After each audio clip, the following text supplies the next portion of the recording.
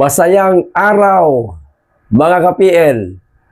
Marami pong nagtatanong sa akin noong nakapag-cover po ako sa pahalipay pamasko ng pamilya Duterte para po sa mga taga Davao City. At hindi lamang po Davao City, iba't ibang panig po ng ating bansa, mga kababayan, dinayo para makatanggap po nitong tinatawag na pamaskong pahalipay. Ayan. Ngayon, ang tanong po nila, mga kababayan, kung ano daw po ang nangyari dito sa braso ni BP Sara na kayong mga nakasubaybay sa live ko mula alas 11 ng gabi hanggang inabot na po tayo ng tanghali, mga kababayan, meron pong nakataliw dito sa braso ni BP Sara na ngayon po, mga kababayan, meron na naman pong ibang mga vlogger na ginagawa na naman po ng issue itong nakatali lang sa braso ni BP Sara. Katulad po, mga kababayan, yung galos niya ho dito na ganun din ang ginawa nitong mga bangag vlogger, mga kababayan. Ginawan po ng kwento ng kung ano-anong paninira. Ayan. Ito po ang sagot mismo ni BP Inday Sara, mga kababayan, kung ano daw po ang nangyari dito sa kanyang braso. O ito po ang video, panoorin po natin, mga kababayan, para malinawan po tayo at ipakalat nyo po ito. Lalo na po itong video ito, share nyo po. I-share nyo sa mga bangag vlogger para matigil na po yung kanilang paninira, mga kababayan, dito sa pangalawang Pangulo tungkol po sa nakataling braso ng ating pangalawang Pangulo. Okay, pero bago ko po simulan itong video, makikisuyo sa mga hindi pa po nakasubscribe. Baka naman, at paki-click nyo na rin po ang notification bell para updated kayo sa lahat ng upload at huwag nyo pong kalimutan, paki-like na rin po ang video. Maraming salamat. Magkikisuyo lang po. O eto na ho yung video, mga kababayan. Maikli naman po ito. Bisaya, pero itatranslate ko po pagkatapos po nitong video na ipapanood ko po sa inyo. Pasalamat na ako sa inyong pagdayon nga suporta sa ako o sa amo ang opisina sa Office of the Vice President. Ang ginaagian nga kalisod, pero mapadayon gihapon mi sa amo ang serbisyo sa katawhan hangtod sa makaya sa amo ang opisina.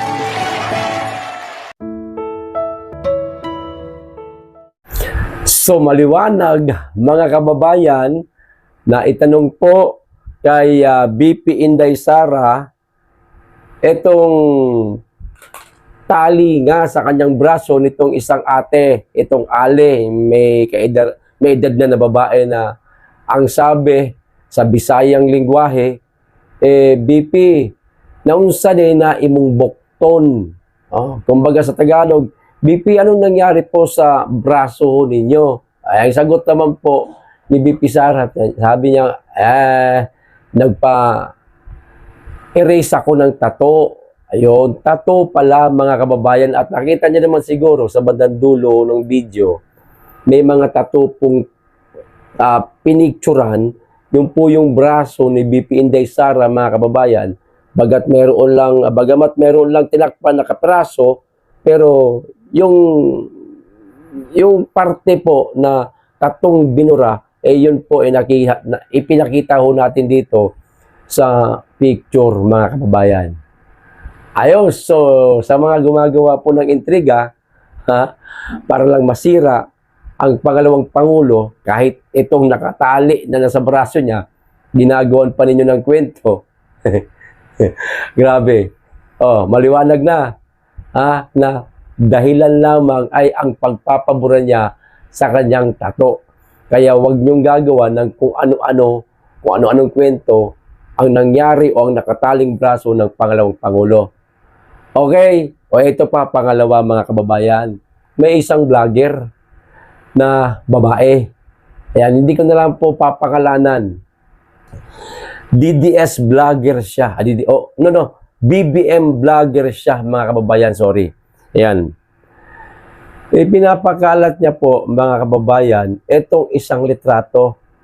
Hindi ko po napanood mismo yung vlog niya, no, para bigyan ko siya, nagbigyan ko ng komento o gawan ko ng reaction video. Kasi hindi ko naman napanood eh.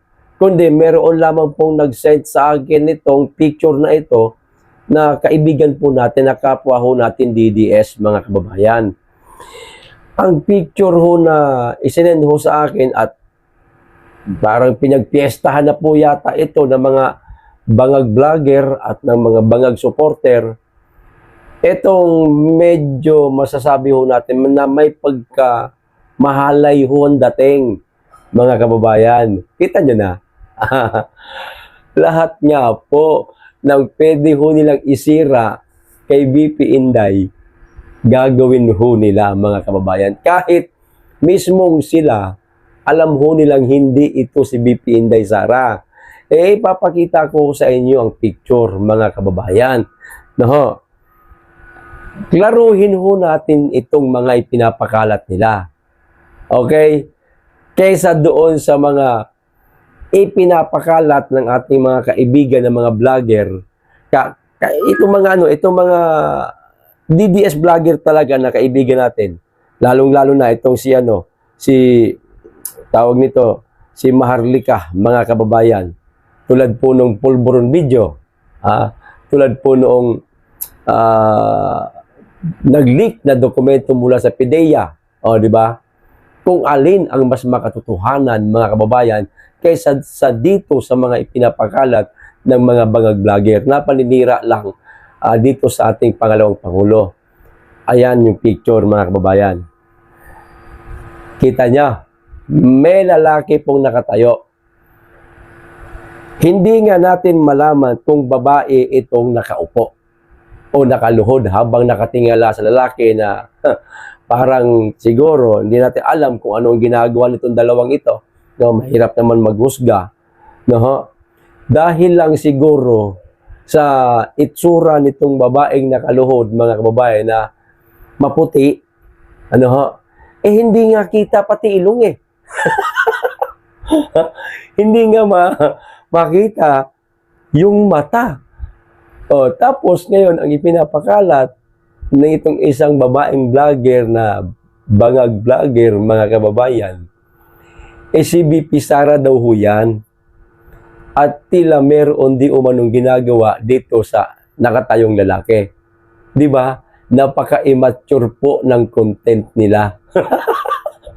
Mga kababayan. Below the belt na po yung kanilang content, na hindi ho ito parte, mga kababayan, sa nangyayari ngayon sa ating bansa. Hindi po ito problema ng bansa, mga kababayan. Tapos, ang lakas ng loob nilang tawagin ang sarili nilang political vlogger sila, mga kababayan, samantalang ang kanilang ikinokontent kagaya ho niyan. Akala ko ba political vlogger kayo? Bakit hindi ninyo gawan ng content itong mga nangyayari sa bansa? Itong ginawa nila sa PDIC, itong ginawa nila sa PhilHealth, itong pipirmahan na nitong katapusan ng Disyembre na annual budget na napakaraming pumalag at mga nagsilabasang manifesto dito sa mga retired AFP. Bakit yung ganitong klaseng content ang pinagtsatsagaan ninyo? Para lang talaga masira ang pangalawang Pangulo? Tulad nga na sinabi ko kanina, mga bangag vlogger, immature po itong content ninyo. Napapaghalatang sinisiraan nyo na lang talaga ang pangalawang Pangulo, at higit sa lahat, wala kayong matinong mai-content kasi wala kayong maipagmalaki kay The Junior kasi wala naman siyang nagawa. At isa pa, mga kababayan, itong IMF na Ang kwento pinasosoli na ho ang pera dito sa Land Bank at saka sa DBP na napunta po sa Maharlika Fund dahil walang nangyayari. So nagbigay po ng ultimatum di umano mga kababayan itong IMF na isoli na. Kasi kung hindi isosoli sa Land Bank at saka sa DBP, magbabayad po tayo ng interest mga kababayan. Hayaan niyo po yung buong kwento tungkol dyan, aalamin ko po at ibabalita ko po sa inyo mga kababayan. Okay, so hanggang dito lang po. Maraming salamat. Mag-iingat kayo lagi at higit sa lahat, mahalin natin ang Pilipinas.